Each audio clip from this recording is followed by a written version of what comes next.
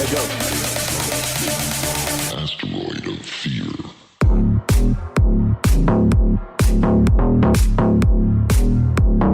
Hey everyone, welcome to another episode of the Men of the House podcast, brought to you by me, Ricardo. As they used to call me, the plane, Ricardo Montebon. That is not me. But, welcome. Welcome. Happy Monday, everyone. And I'm recording this on Sunday, Easter Sunday to be exact, and kind of intentional. You know, I'd been talking about rearranging the office, rearranging the environment, and I finally got around to it. So for the viewers, uh, it'll have a different look, different feel, and I have two options available, whether it's at my desk or in my chair. This one's chosen at the desk, but you can see behind me I rearranged the bookshelves, put some pictures up. Um, yeah, just new, fresh look, fresh feel. Some hygiene, if you will. Every once in a while, you got to get organized. And so, organizing the physical environment was step one. And now I got to organize the digital environment, step two, because I've kind of let it go.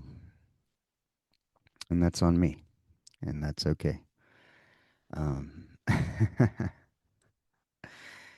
as much as I enjoy podcasting and connection, the allowance, um, I'm not a huge fan of too much electronics, too much social media, and yeah, it's been a pain point for me lately, a source of contention. So you're not alone if you feel this way.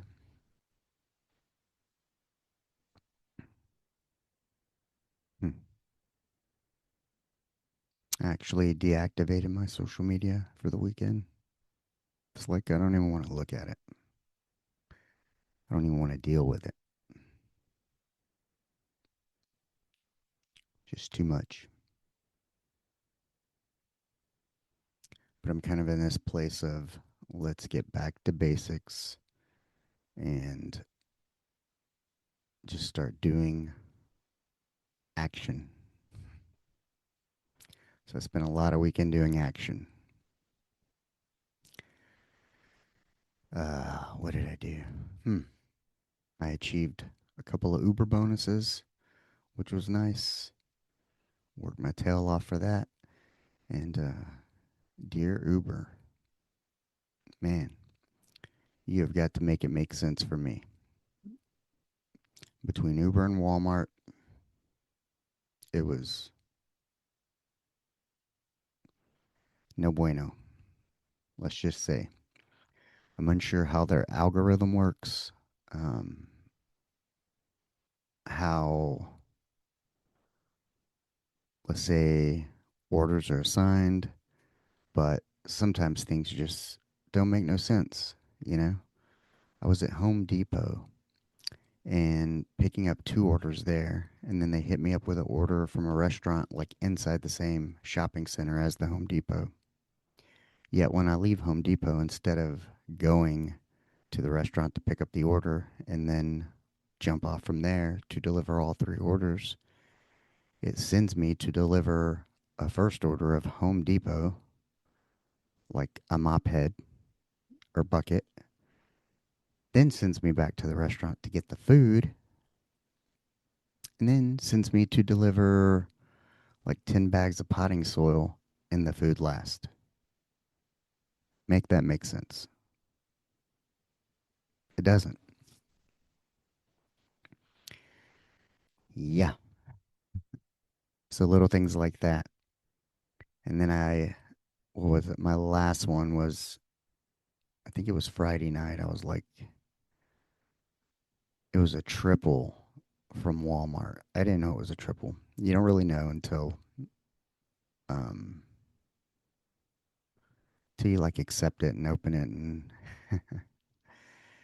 but I think like if you've ever got your stuff from Walmart, you'll select like a pickup time. Well, I want to say that they were an hour behind.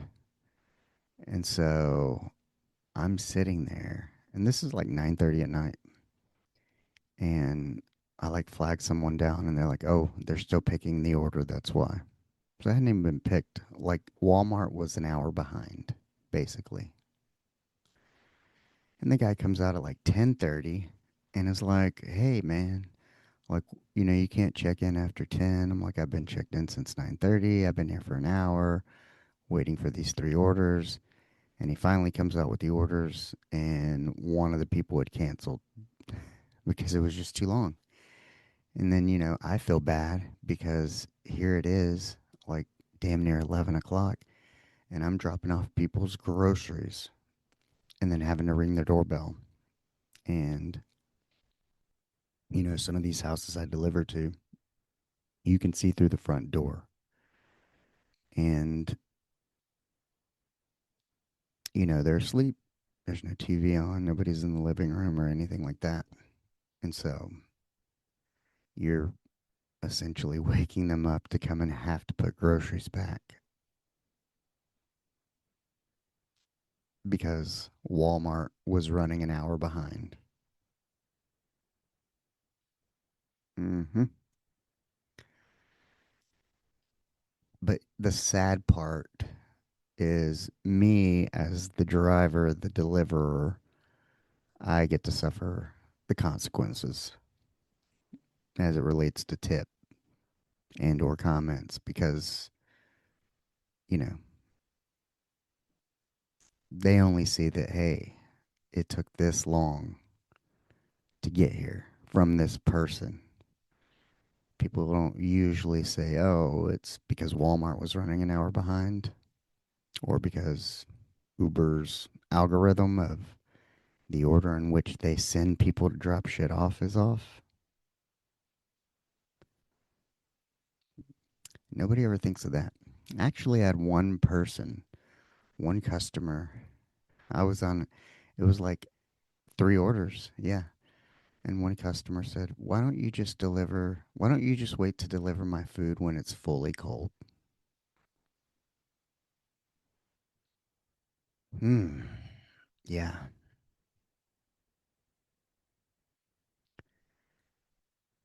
If, hey, I'm the person just driving it to you. I don't make it. I don't assign it. I don't determine the order.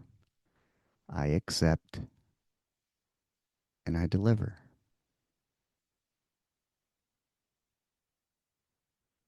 But there's so many things, in the chain, um, where it can go wrong and often goes wrong. So, but yeah, even yesterday we had some bad weather. I mean, we were under a tornado warning, and it came on awfully quick. I mean, like 80s to like 50s. I mean, I started off in shorts and ended up in pants. It got colder as the day went on, but maps were off. I went to a pharmacy, and I was actually standing at the pharmacy, and the Uber app told me I was still zero point 0.6 miles away from said pharmacy. And I think the weather had something to do with that, but it was acting all wonky and sent me to the wrong places, and I was like, okay, I've had enough. So yesterday was kind of a bust. Um, it wasn't productive towards getting the bonuses. So I was like, you just got to know when to call it quits. But I did achieve like the weekly bonus, I think like Thursday night, and then the first weekend bonus on Friday night. And because I completed the one bonus in one day, it offered up a second like bonus. Um, but yeah, no, wasn't happening. And then it told me to go out and shop my way to cash for Easter. And it was completely dead by the time I left my dad's. Once I stopped, I went and visited my dad because my wife and daughter went out of town for Easter, and I decided to stay back and work and get stuff done at home because I'm not big on holidays for one. And we've been going a lot, and we still got more to go. So much coming up.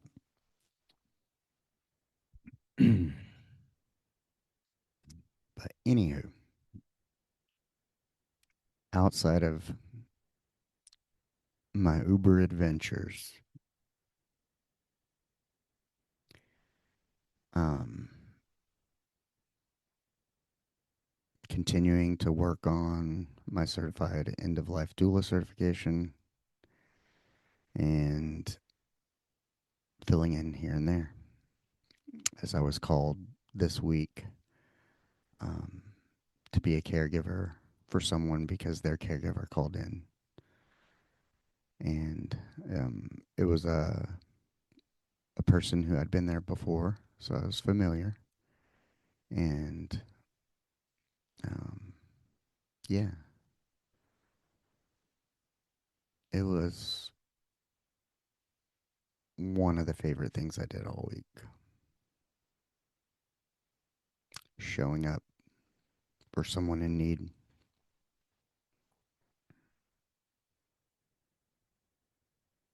And, it really cemented kind of the importance of what I'm doing here in terms of pursuing this certification and, what it will entail in terms of doing peace of mind planning sessions with people.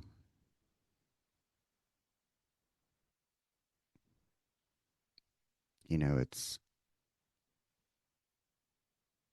the situation kind of alerted me to the importance of making a plan ahead of time. I mean, if you have a patient who's nonverbal and they can't communicate their wishes, then how do you know?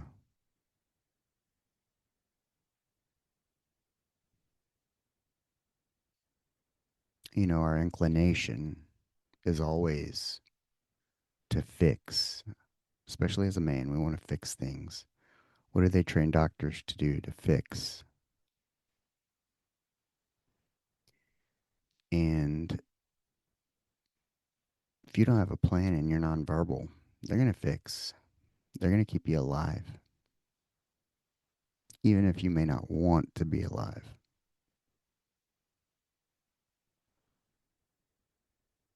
And I'm going to tell you, this was the hard part. When I was caregiving and trying to assess the patient and asking him about his pain level, and he can't communicate, and asked if he was in pain, and a tear just rolled out of his eye.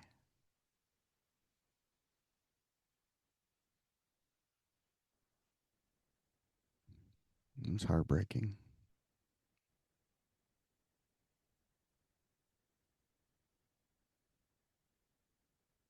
and I get it. I don't know if he and his wife talked about their wishes, their plans,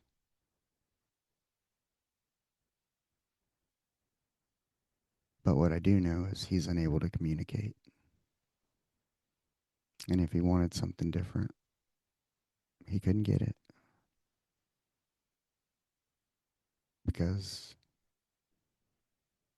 yeah, that's her spouse. Of course, she wants him there. She's going to do everything she can to keep him alive.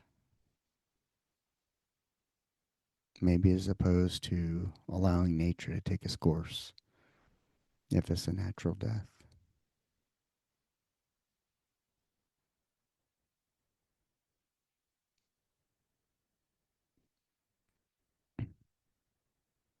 And I mean, if you don't have these kinds of plans, you haven't communicated them, they're not in writing, they're going to keep you alive. Even if you're not there, you know, you might end up on life support until a decision is made.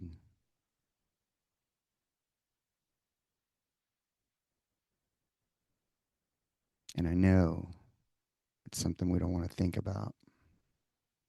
We all know we have it coming, but we all like to think that it's so far away that I'll get to it. I can do it another time in the future. It can wait. But let me tell you,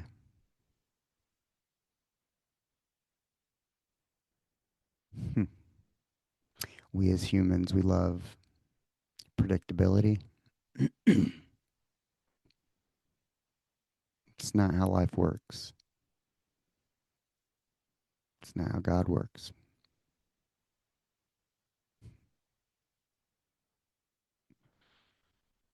Mm.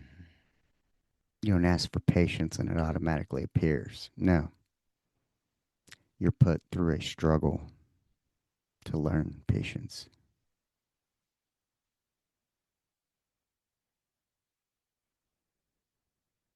I listened to Mike Glover today. Yes, I think it was Preaching the Choir, or he has another one, but I watched his yesterday and today, and I really, really dig him. You can tell I love his honesty, um, his willingness to show reality and truth, how difficult life is. And that sometimes you want to quit. And sometimes the most you can do is put your legs over the bed and get out of the bed. Every day is different.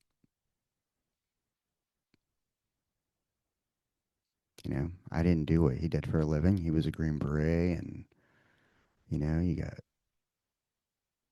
hard hard work. He's probably my age, and you have hormones, you have depression, you have all the things you see. And so I get it, because I didn't do that. But, while he was deployed, I was in a level one trauma center. So I've seen it. I've seen more dead bodies than I know what to do with.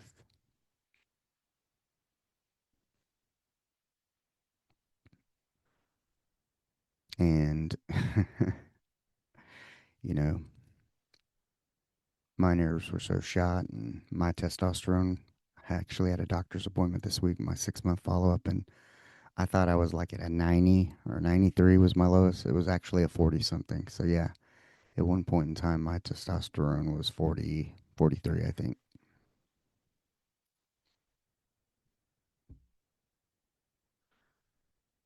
So yeah, sorting all this shit out. Some people might call it a midlife crisis. Um, Now I think it's like, you know, I'm turning 50 in a couple months, and you're on the other side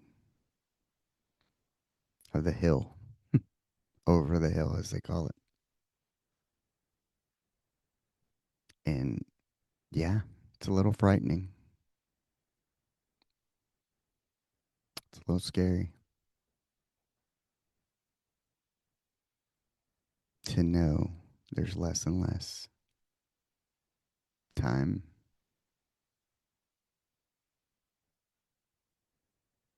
You have all this stuff you want to do, all the things you need to do, all the things you thought you might do as a child, where they conflict and converge, and you're like, mm, it's you had dreams as a little kid, and then fucking life stomps you out real good, and sometimes the dreams go on the back burner. Um, but then every once in a while, you like circle back and um, no, you kind of make the most of the dream and the current situation, and understanding that, you know, I don't know, having faith in the rhyme and reason that life is this way. I mean, we are talking about Easter, right? That's what Mike Glover said.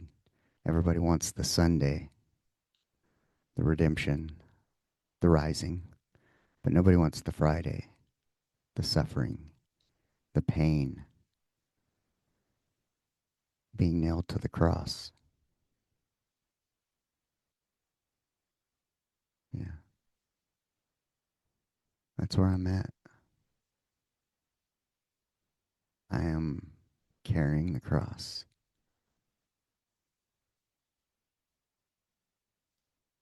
getting ready to be nailed to it, or I'm nailed to it and been nailed to it for a while.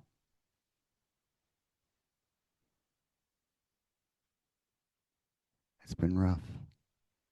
I mean, there's been moments of light and hope, but in a general sense, it's been really tough. And, you know, the conflict for me is you have reality and then the world and um, mm, what the world tells you. That's always been my rub. The world says this is it. This is the path to enlightenment. This is what enlightenment is. This is what is supposed to be happiness. This is what is supposed to be meaning. But yeah, no. I think meaning's a little bit different for everyone. One of the great things about not traveling this time, staying back, was, getting to converse with my mom. Her and I having a conversation, talking about life and the important things, and understanding how I get some of my best and worst qualities from her. But she gets it. She gets me at this level. Like,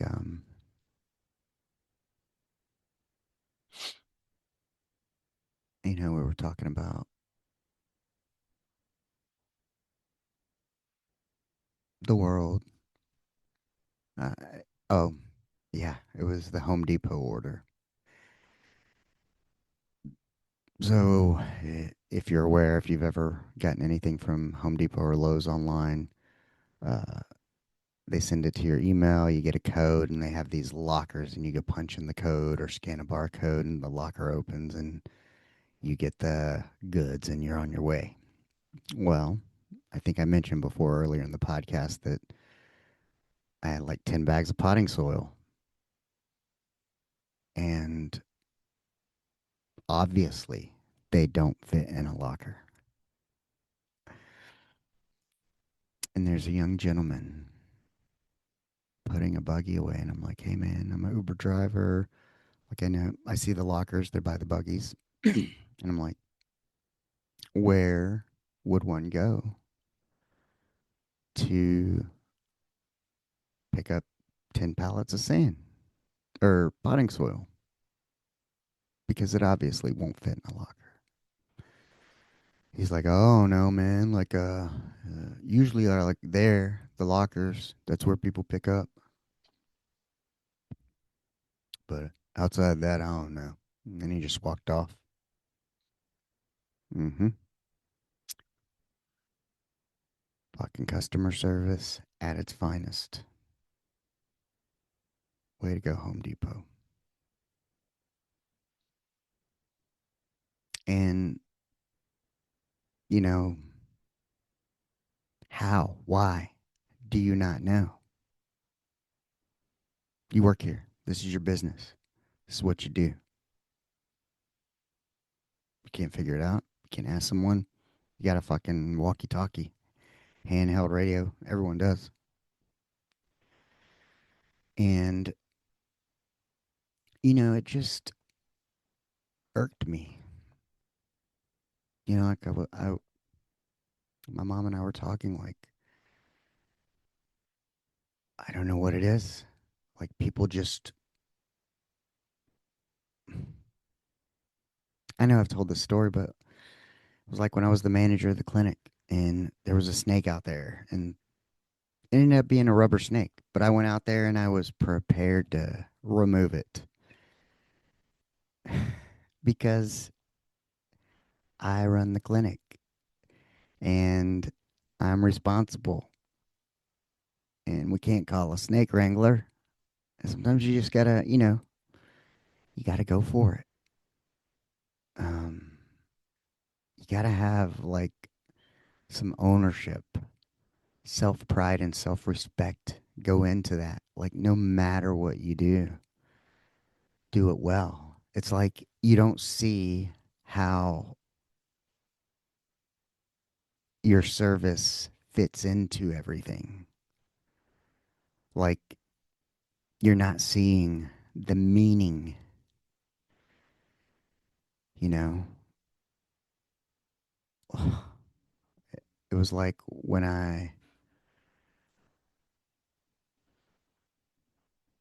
um, um,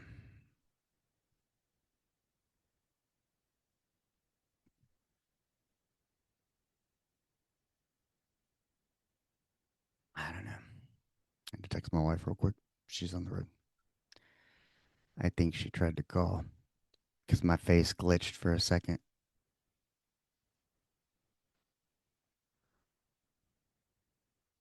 Let's see. I'm gonna tell her face glitched. We'll see.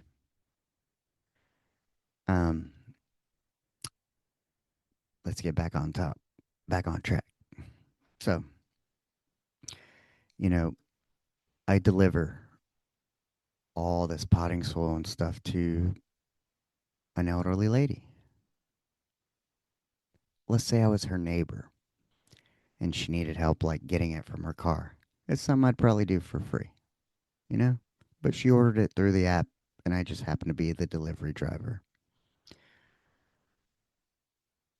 But you see, you're serving somebody, you're helping somebody who can't do for themselves or they don't know.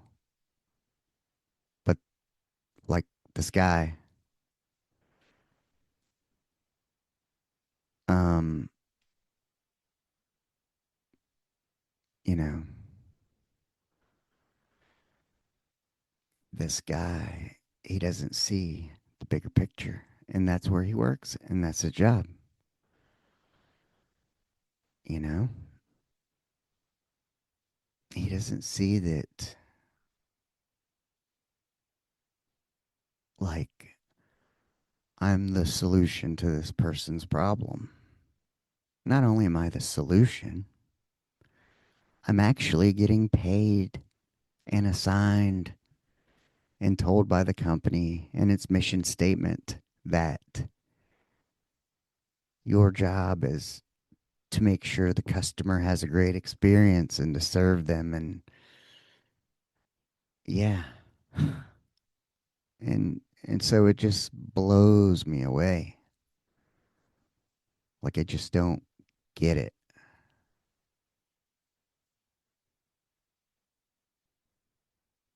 People are so far removed from reality. But I mean, look, look at the world. Look at social media.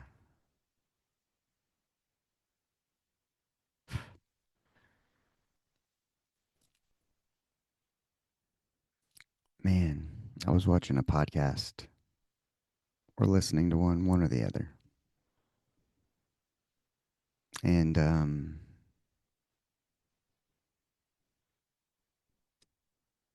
you know, the whole AI and it's just mm,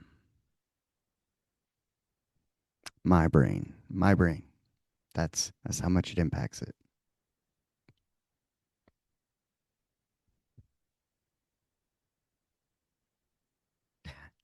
I'm actually frozen. My brain's frozen. I've gotten dumber. Hmm. No, the point is I think somebody was saying like, you know, used to like the only way to see a celebrity or the finest of the fine was, to buy a magazine or to go watch a movie to see actors. That was glamorous, but now you open your phone and you see glamour everywhere. And so it makes it kind of seem like it's common, I guess. Um, and, you know, it kind of imprints false, I guess, expectations of the world, uh, a false sense of um, reality, what's available, or how things should be versus how things are.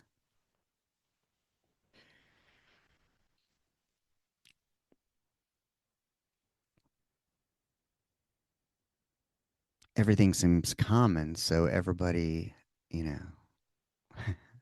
everybody wants what everybody else wants. That's why you try to keep up with the Joneses, and it just runs people mad. You know, they're out trying to get their little piece, be like that, or it always comes to mind. Kids, when you ask them, they no longer want to be astronauts, firemen, policemen. They want to be an influencer.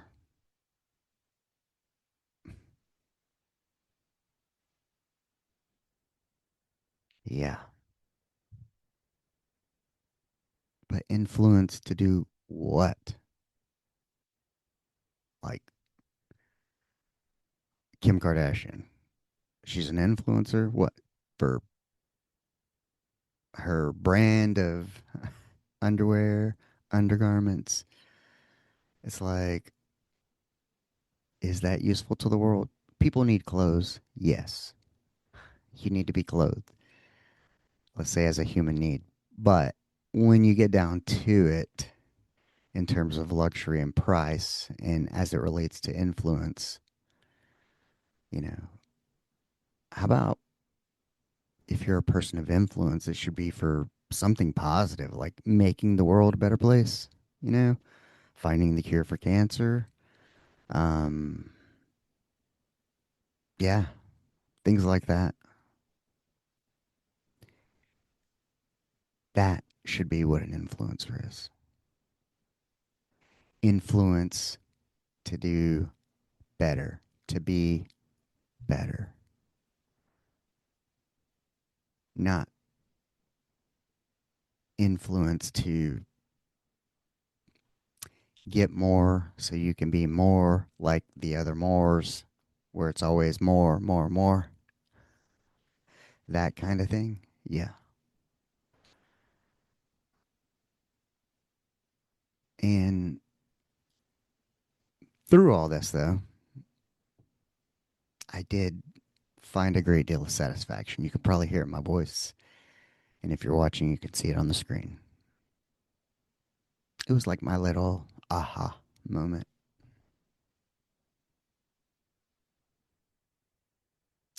I was watching Diary of a CEO last night, and somebody who's running for whatever they have in Canada, prime minister, I think in 29, and he was talking about, you know, the problems in Canada, the land, the bureaucracy, and how the money comes in, more money goes to the people at the top making the rules than it actually goes to the materials or people who actually build your house.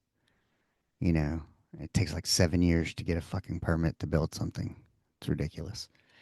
And therefore, they have like 100,000 unemployed, laid off construction workers because people are busy lining their pockets with power. And, it gets top heavy, kind of like any organization. And asking people to give up power is nope, good luck. So, I don't participate in that kind of stuff.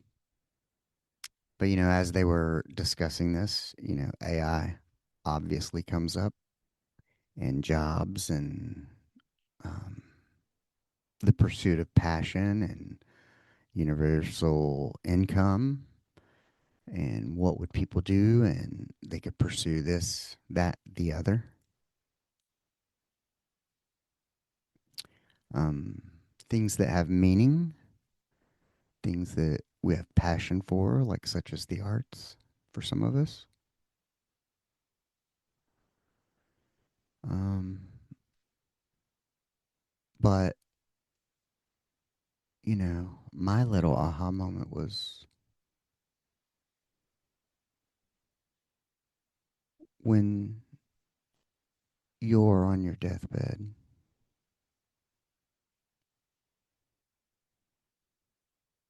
It's not going to be a robot there comforting you, connecting to you, holding your hand,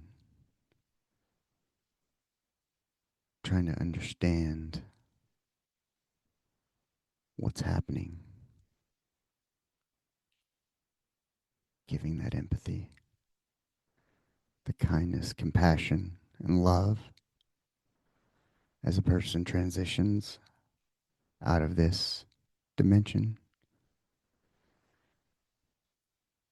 Now, you're going to want a human. And that's where I come in.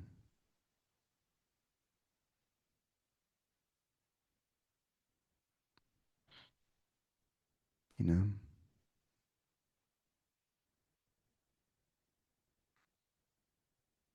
you don't call the robot when the caregiver calls in, you call another caregiver.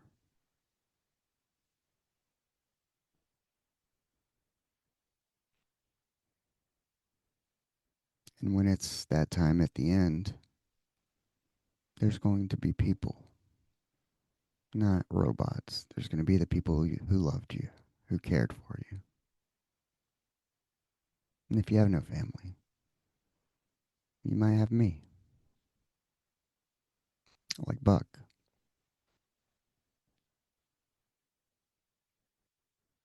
So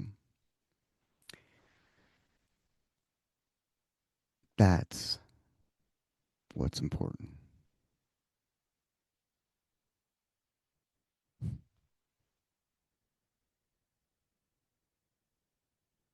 I'm recession proof. Everybody's gonna, we're all gonna get it.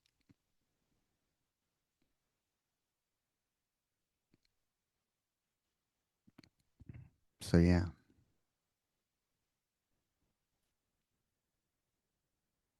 it's pretty heavy, huh?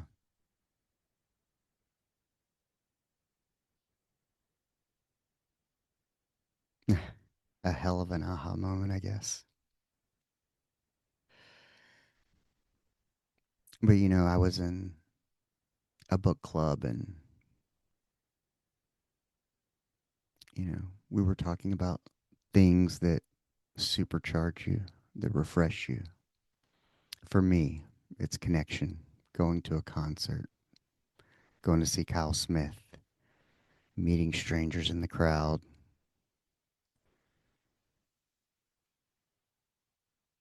like Alex, like Ryan, having the opportunity to interview them, and then connecting with them through and through.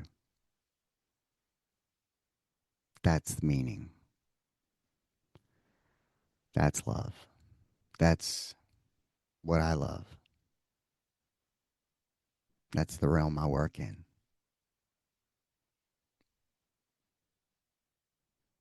Oddly enough, showing up Tuesday when that person called in was also a recharge for me. Being there when it mattered,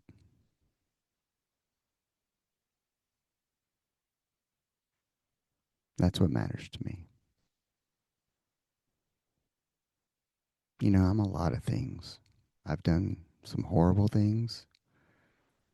I have been a bad person. I'm still not great by any stretch of the imagination. But for the most part, I show up when it counts, when it matters, when you need me.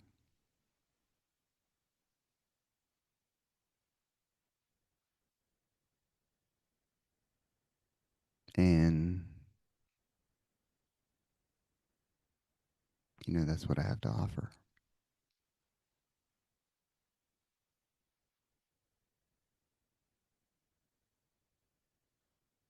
And sometimes showing up is, you know, being present. So you can see how, if that's the most important thing to me, that why social media creates friction for me.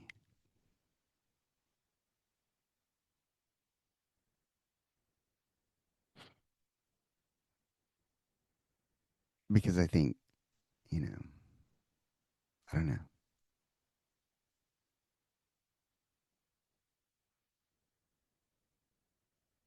but it definitely feels weird and odd, I guess, to say the least.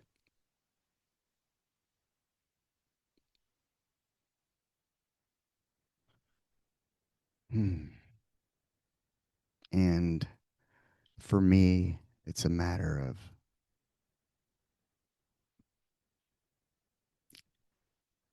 conveying this message, trying to close the gap.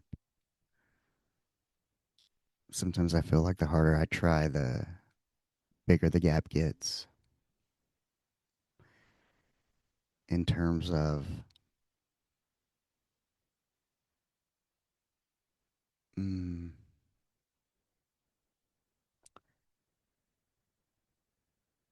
people's ideas and pursuits of why they are here.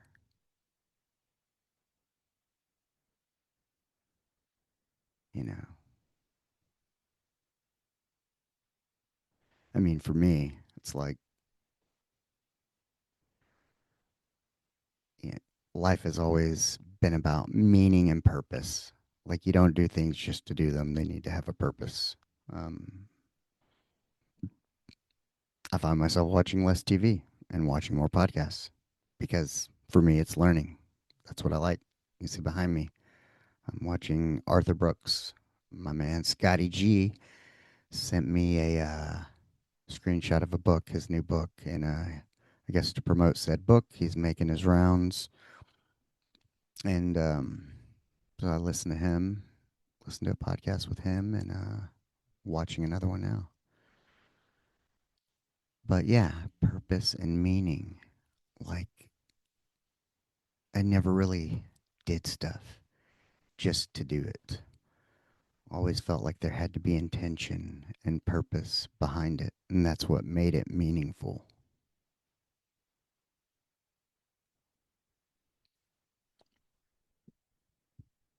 And my whole life was always, hey, service, purpose, meaning, military, healthcare, even cooking. Yeah, serving.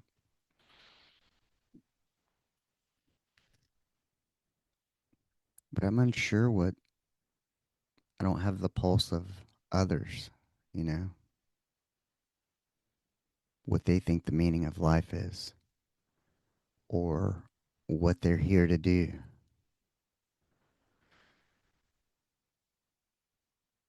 Um, or do others actually see like the connectedness or not? You know, I don't, I feel like they do in a sense,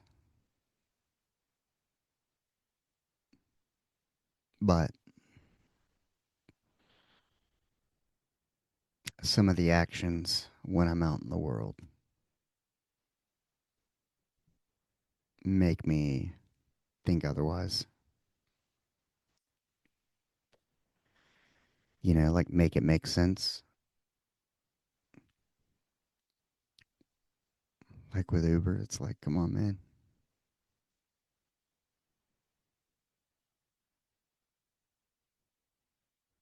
It all loops back. They're running an hour behind. And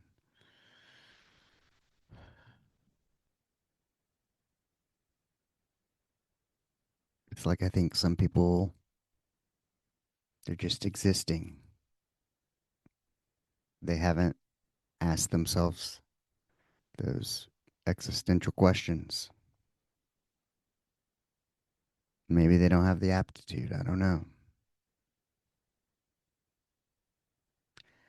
But it sure makes the world a lot more challenging. I'll tell you that. Always has. I've always felt like I was reading some other book on a different page.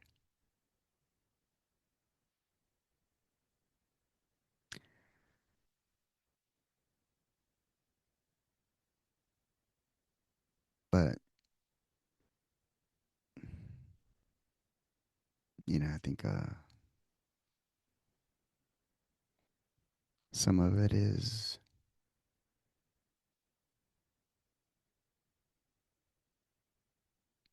just too privileged. Um, some people haven't seen real tragedy, real injustice, real pain. Therefore, they're unable to identify it in others.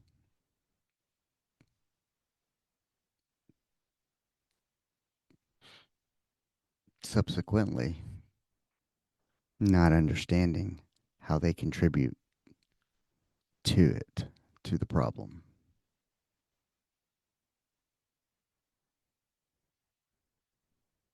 And that's kind of where I'm at, is like, as it relates to a whole, I have to make sure I am not part of the problem, but rather the solution.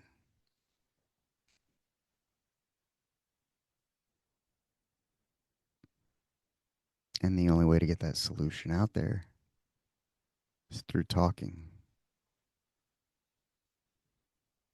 and trying to get people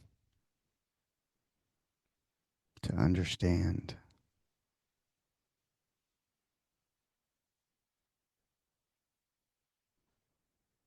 to get us on the same page. Hmm.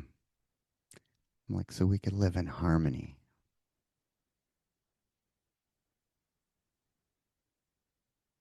instead of conflict.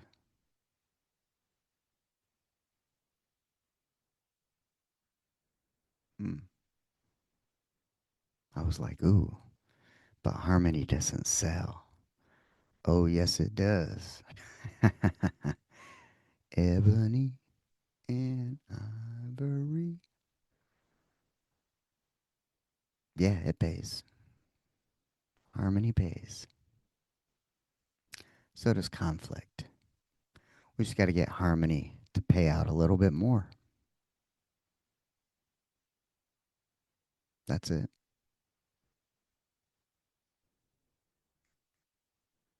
All I can do is help. I can do my part, like littering, you know. I can't control if you throw a cigarette butt out the window, but I could always control me, whether I throw a cigarette butt out the window when I was a smoker. It's like, no, I'm not going to fucking burn down the forest or whatever, start a fire just because I'm entitled and not thoughtful and unaware. I can do my part. And if everybody just does their part,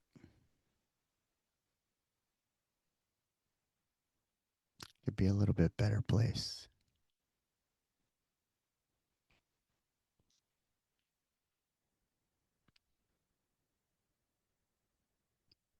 Yes, this is my contribution to society, to my fellow man, to put it out there and see if somebody else can grab a hold of it and go, I get it. Now let me do my part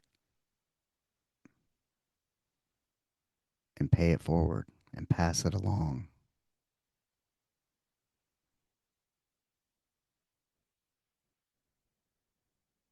Kind of like my weight loss. Maybe we wake up one day and the world is just better.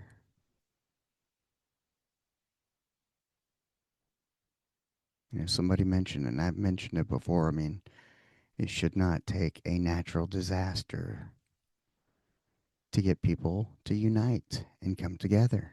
It should not take a terrorist attack to unite and get people to come together.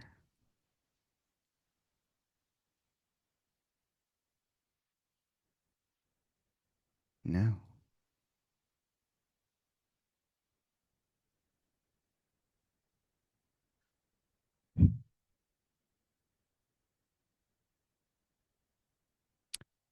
Mm-mm.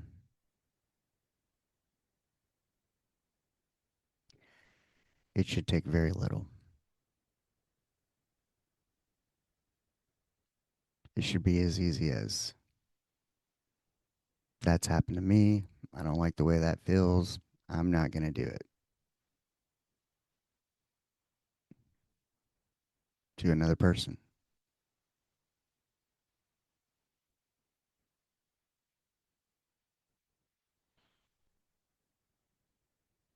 Yeah.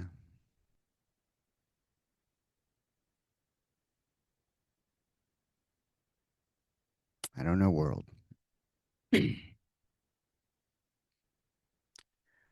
We'll see. We'll see how the week progresses. Every day is a new day, and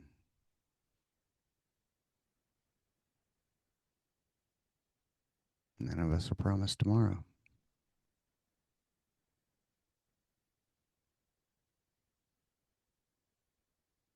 So you got to do what you can while you can.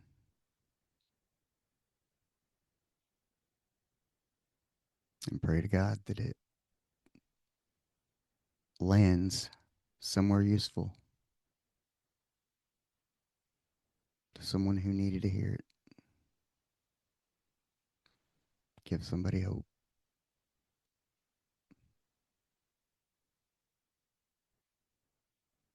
But yeah. Hmm. I know there's a lot there.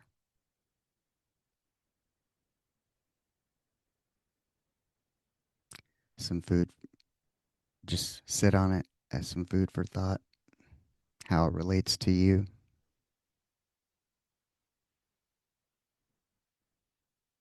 Then ask yourself what matters, what truly matters. I mean, yeah, it's cool. We got self driving cars and apps that will do anything from tell you to, you know, adjust your thermostat, close your blinds. I mean, you can have a smart home, it can be luxurious.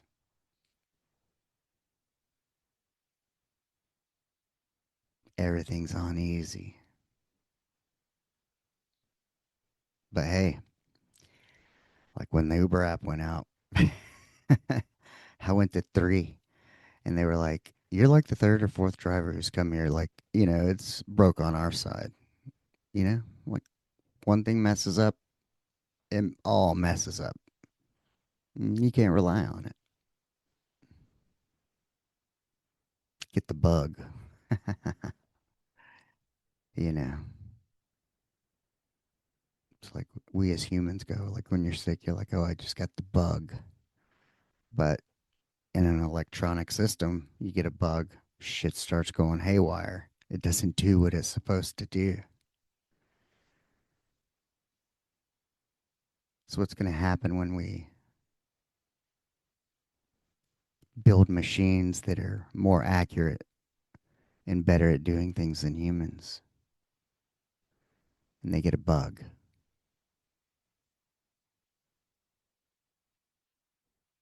Hmm.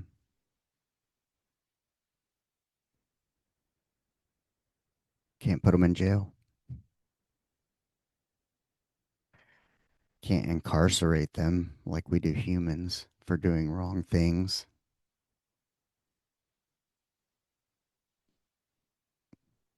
Yeah, there's a whole other dilemma there, huh? What happens if the robot unintentionally harms someone because it has a bug?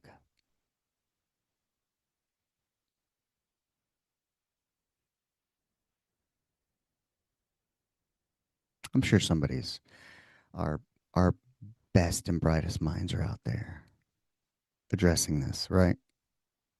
Hopefully.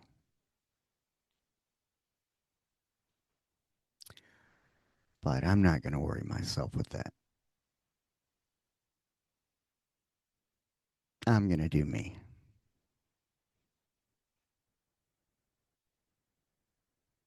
Stay true to me in human form. um,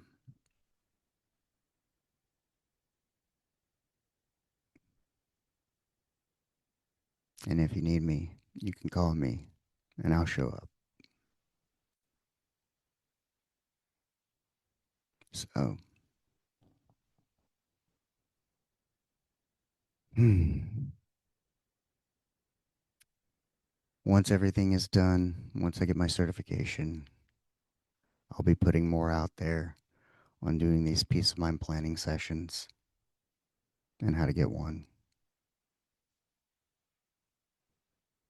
and what you can do.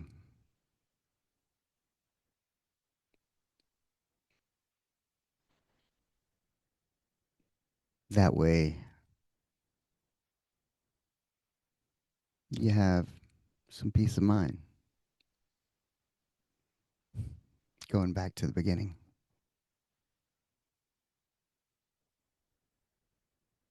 Hmm.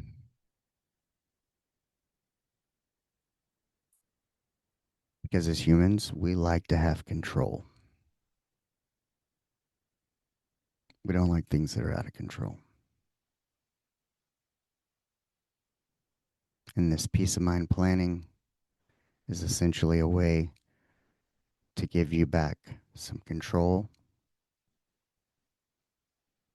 while you're able to verbalize and understand and make those decisions. Because once you're unable to, you're out of control. It's not in your control, and it will be left up to others. So if you want to be in control, you're going to hit me up. We're going to do a peace of mind planning session.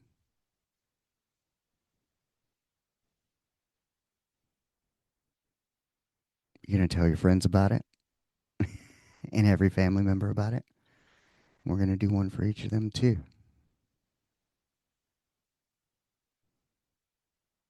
And then,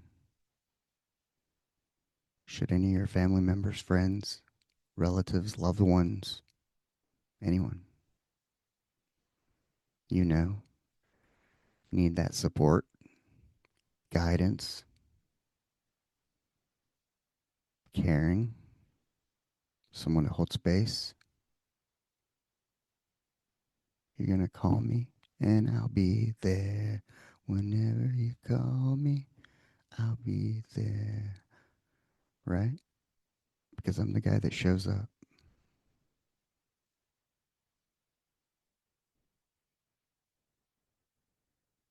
So,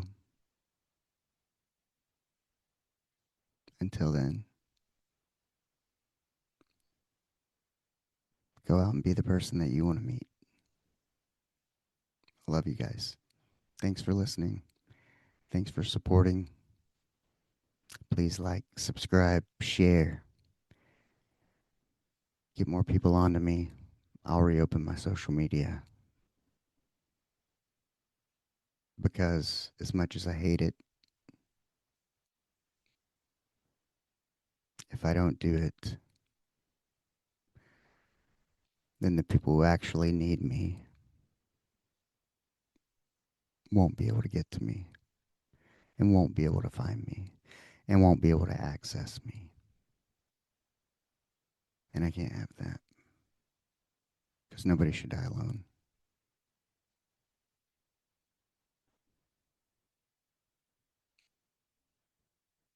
That's why I'm here.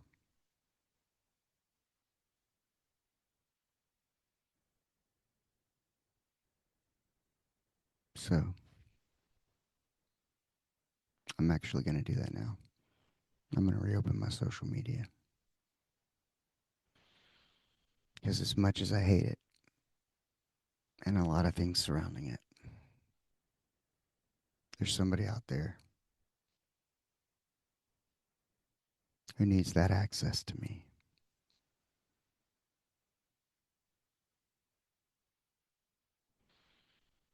And I can't be selfish. I'm not that kind of person.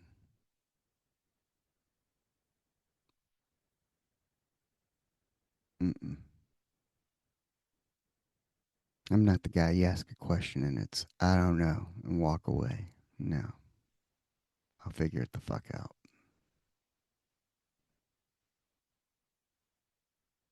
I don't know. We'll figure it out and we'll make it happen together.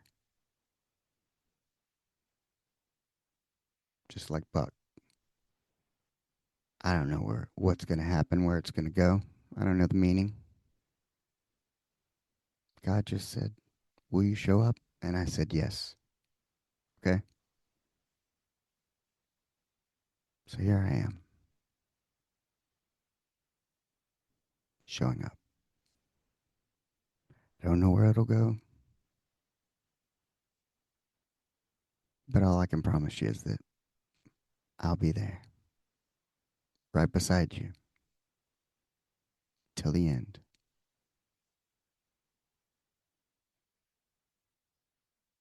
So, happy Easter. Until next time, peace.